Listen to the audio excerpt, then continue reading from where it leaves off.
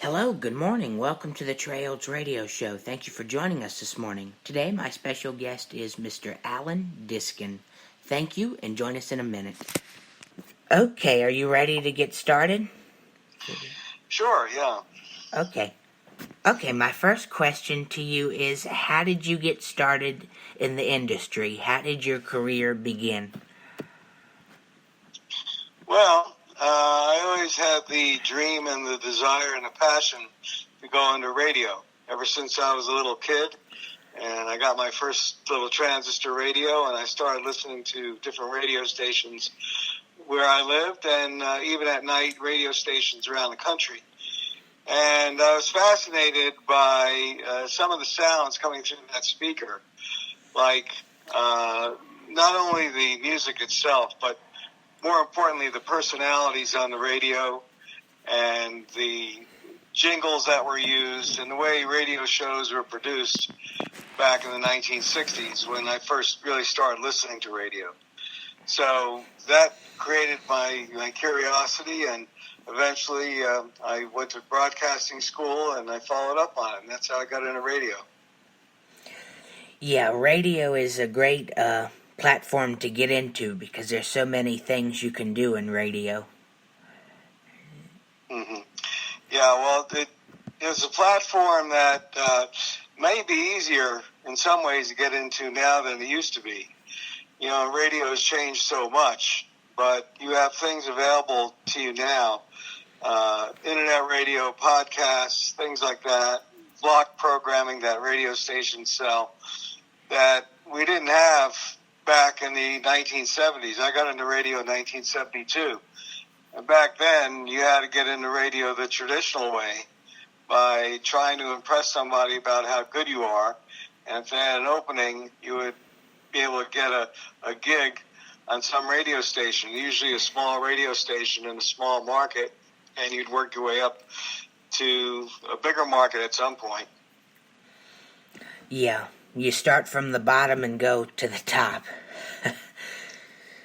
Well, back then I did. I started out on a little 500-watt AM station in Ellenville, New York, and it was a middle-of-the-road station, meaning that the music that we played on that station was middle of the road, things like Lawrence Welk and Dean Martin and that type of music, which was okay. Some of it I liked, some of it I didn't like, but if you want to work in radio, you got to start somewhere. That's exactly what happened. So, but back then, working in radio as a disc jockey was far different than it is today. I mean, a disc jockey was a disc jockey. So you had to go to the record library, pick out your music, queue up records, all of this, and work with a reel-to-reel tape deck in front of you for commercials at the same time. I mean, there's a lot more manual labor than it is today. Today, it's just you push a button and it's all automated. Yeah, but I can imagine it was much more fun back then. It was more fun. It really was. One of the big differences in radio that I see today is the fact that today everything pretty much is automated and is voice tracked. And even the program I do now, I'm having fun, but it's voice tracked. There's nothing or very little that's done live anymore in the studio. And as far as ad-libbing and being impromptu and stuff like that, you don't get much of a chance to do that anymore because most radio stations today don't want to hire anybody. You know, it's just they don't have the money to do it. And so if you are lucky to get a job doing something on the air, most of it is voice tracked. Yeah. My next question to you is, what do you find is the most challenging part for you being in the industry, or the most difficult? Probably getting a job that pays. I mean, I know it sounds funny, but, you know, in 1972, when I first started, I got a job, I got paid. Yes. I'm sorry for that. I don't know what happened. Well, what happened was I got an incoming call, which I didn't expect this morning, so that's all right. I'm sorry that we screwed up your interview. Can you Yeah. Go back and edit it? Yeah, I can do Okay. that. Yeah. All right. Guess what I was saying is that back in 1970, you actually, if you were lucky to get a job, then you got a job that paid you. And you didn't make a lot, but at least you got paid. Now, you can't hardly find a job that will pay you, at least on the air. And that's why a lot of people in radio these days get into radio sales, for instance, because that's where the money is. And even that's getting more difficult. But I do both, actually, for the stations I work for. I'm paid to sell advertising, and I also go on the air. And I'd like to say that I'm good at both. And there's very few people that are good at both or want to do both. But if you want to work in radio these days, you almost have to do that. Yeah. Like if you're in one field, you still have to learn the skills to do the others, broadcasting or advertising or marketing, because you might need that experience one day down the road. Well, even that's getting very difficult. I mean, the way radio has changed. Radio stations, unfortunately, for the most part, are not bringing in as much revenue as they used to. And that's because of the world that we live in with, again, internet and Facebook and social media and all that other stuff, which is cutting out advertising dollars that radio stations used to get. So if I was selling radio commercials 20 or 30 years ago, and I would charge $100 for a 60-second commercial, a 60-second spot, now I'd be lucky if I got $20 or $25 for that same spot. Yeah. And this is what radio stations are going through. It's not just radio. It's television also has the same problem. And newspapers have the same problem. So social media, for the most part, has really cut out a big chunk of the revenue that we used to make. And that's why radio stations don't hire many people today, because they can't afford to pay them. Yeah. Yeah, the radio world and television, like you said, has changed drastically, and it depends on commercials. For instance, yeah.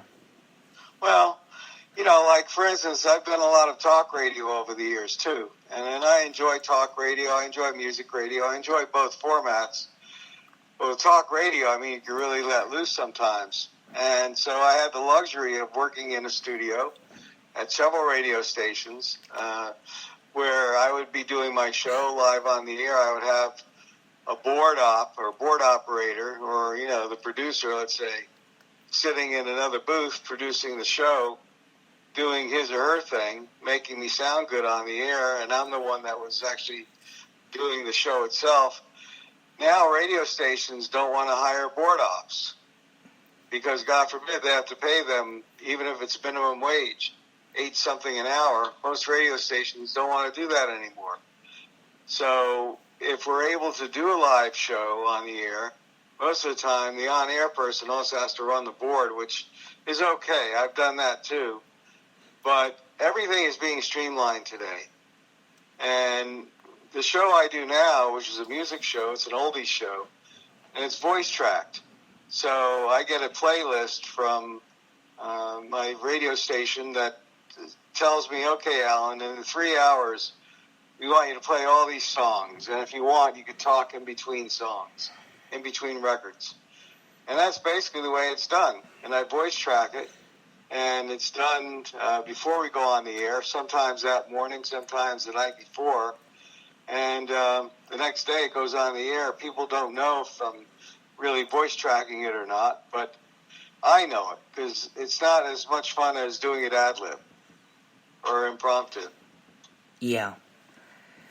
Yeah, it's much more fun to do it ad-libbed and stuff, Well, that's the thing about radio, because there's so many aspects to why people get into it. And one of the things I found most interesting, and more so back then than now, but when you ad-lib as a DJ or a talk show host, that's it. You better say something. You better say it quick, and you better sound good when you're saying it. Yeah. And you're on the spot, as opposed to, when you're just pre-producing it, you can edit and edit and edit, and that's not as much fun. I've also worked with people from television that have tried to do radio who never did radio before. They have a tough time with it because they're not used to doing something on the spot. They're used to having that camera roll and editing it over and again, So I enjoy radio. I just don't enjoy the way it's come down the pike, so to speak, the way it is right now. I don't think radio is as much fun as it used to be. Yeah, Now, maybe for you it's different. What stage are you at in your career? Well, I've been doing radio since 2013, so 6 years. And okay. when I first started, I did live radio, which was fun. Mm-hmm. And occasionally I'll still do live radio. Then I switched to editing, pre-recorded, like we're doing now. Well, there's nothing like live radio. And for instance, I used to work in Miami in several. I used to do morning drive, afternoon drive, and so on. But I used to do overnights once in a while too, and talk radio. And I got more callers overnight. And people come on the air and they call into your program, and you never know what they're going to say. Whether you have a delay or you don't have a delay, you still don't know what they're going to say. And you're on the spot, and you better make it sound good. And the same thing with a guest. I mean, I've had a lot of celebrity guests over the years on my shows, and some of these guests really throw you for a loop. And they say something that's out of left field, and so you better be prepared. Or if your guest stands you up and doesn't even show up, now what are you going to talk about for 4 hours? You better have something to say. So, working on radio to me that is where the rubber meets the road. If you could do live radio, and, that to me is the best. That's the best skill, I think, as opposed to voice tracking or any of the other stuff that we do today. Yeah. Live radio, it's a challenge, but for me, I'm always up for a challenge, so I go for it. Well, me too, when I first went into it, the personality radio was big, and I wanted to be the next personality. So you had people like Wolfman Jack, for instance, or Cousin Brucey, or some of these people that were big, tremendous personalities. And there were a lot of radio stations playing the same music, but it wasn't so much the music as what they were saying about the music, or saying about other stuff, or doing commercials. For instance, my hero, my icon, was a guy named Dan Ingram. And I don't know if you know the name or not. Dan Ingram just passed away recently, but he was, to me, the biggest and the best. He was the afternoon drive guy on 77 WABC in New York. I learned more from listening to his show than I could ever learn anywhere else. And I had the good pleasure of interviewing him several times on my radio show, too. And he was the DJ's DJ. He was, perfect. And so quick-witted. And you could give him almost any kind of a commercial or any song or whatever. And in a split second, he would be able to come up with a one-liner about it.